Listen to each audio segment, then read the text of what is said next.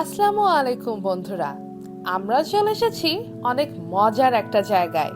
নাম দেখে আপনারা বুঝতে পারছেন যে আমরা কোথায় চলে এসেছি। হ্যাঁ, আমরা এসেছি ওয়ার্নার ব্রাদার্স ওয়ার্ল্ড আবুধাবিতে। এটি বিশ্বের second largest indoor theme park. Warner brothers ওয়ার্ল্ডে ঢুকেই আমরা প্রথমে আমাদের টিকিটগুলো কিনে নিলাম। এন্ট্রান্সে আপনারা টিকিট কাউন্টার খুঁজে পাবেন। এন্ট্রান্সেই সব কার্টুনের ছবিগুলো দেখে আমি একটু নস্টালজিক হয়ে গিয়েছিলাম। এখানটা কিন্তু খুব সুন্দর। আমি আবার কিছু ছবিও তুলে নিলাম। টিকিট কেনার সাথে সাথে ওরা আমাদের অনেকগুলো প্যাম্পলেট দিয়ে দিল। প্যাম্পলেটগুলো কিন্তু অনেক জরুরি। প্যাম্পলেটের মধ্যেই পুরো ইনডোর থিম পার্কটার ম্যাপ দেয়া এবং সেখানে সময় উল্লেখ করা আছে যে কোন সময় কোন শোটি হয়। আপনাদের যেই কার্টুন যেই শো পছন্দ, প্যাম্পলেটের সময় অনুযায়ী সেই জায়গায় পৌঁছে যাবেন। ভিতরে আমরা ঢুকে গেলাম। ঢুকেই দেখলাম সিলিংটা এরকম। আমার তো উপর থেকে চোখই সরছিল না, এত সুন্দর।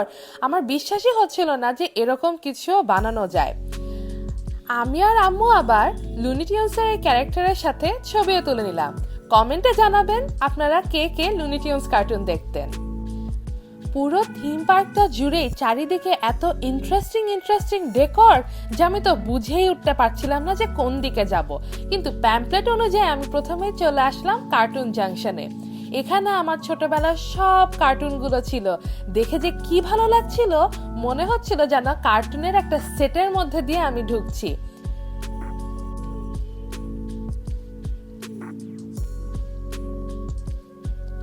ঘুরতে ঘুরতে আমরা আরেক নতুন জায়গায় চলে আসলাম। এখানে ছিল অনেক রকম রাইডস, তার সাথে ছোট ক্যাফেটেরিয়ার মতন।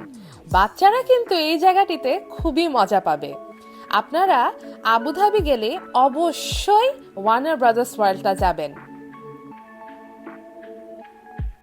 প্রত্যেকটা সেকশনে যেন এক এক রকম সুন্দর ছিল। একটা ছেড়ে আরেকটাতে যে অন্যরকম সারপ্রাইজ পাচ্ছিলাম। এখানে যেমন একটা বাচ্চাদের শো হচ্ছিল। এই শোগুলো কিন্তু বাচ্চাদের সাথে অনেক ইন্টারঅ্যাক্টিভ। তারপরে আমরা আরো একটি জায়গায় ঢুকে গেলাম। এক জায়গা থেকে আরেক জায়গায় মনে হয় যেতেই ইচ্ছে করে না, কিন্তু যখন আরেক জায়গায় ঢুকি তখন আরো ভালো লাগে। ডিসি কমিক্সের ফ্যানরা কিন্তু এই জায়গাটির সাথে অনেক ফ্যামিলিয়ার। কি গথম সিটি তো সবারই চেনা, তাই না? ঢুকে সবকিছু এত অন্ধকার, এত অন্যরকম একটা ফিলিং আসছিল। এখানেও কিন্তু রাইডস, ছোট ছোট খাবারের স্টল, অনেক কিছু। আপনাদের যাদের ব্যাটম্যান অনেক পছন্দ তারা এই জায়গাটিকে কিন্তু খুবই পছন্দ করবেন। গথম সিটি থেকে বের হয়ে আমরা আরো অন্য জায়গাগুলি এক্সপ্লোর করা শুরু করলাম। আমি আর মাম্মা আবার এই দিন সেম কালার পরেছিলাম, পিঙ্ক ম্যাচিং করে। ওই তো আমরা দুজনে বসে আছি।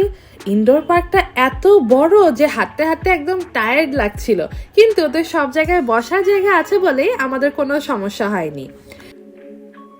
হাঁটতে হাঁটতে আমরা চলে আসলাম এই জোকার ফান হাউসে। এখানে রাইড গুলো এত মজার। ছোটদের জন্য রাইড আছে, বড়দের জন্য রাইড আছে। আপনারা যেই বয়সে এখানে যান না কেন সবাই খুবই মজা পাবেন। আমি তো খুব মজা পাচ্ছিলাম, তার সাথে মাম্মা পাপাও অনেক মজা করছিল। এই জায়গাগুলিতে আমি এত ছবি তুলেছি যে আমার ফোনের গ্যালারি ফুল হয়ে গিয়েছিল। আর ছবি না তুলেও কি করব, জায়গাগুলি এত সুন্দর যে মনে হয় যে এখানেই আমি থেকে যাই। আমার তো তাই মনে হচ্ছিল।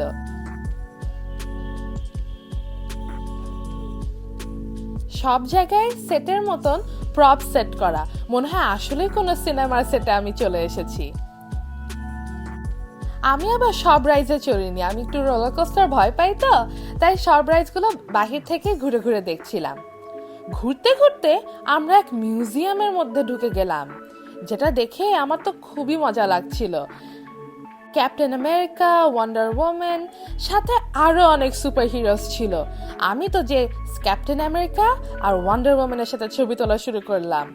আমার টি শার্টটা দেখেছেন? আমি কিন্তু সুপার গার্লের টি শার্ট পরেছি।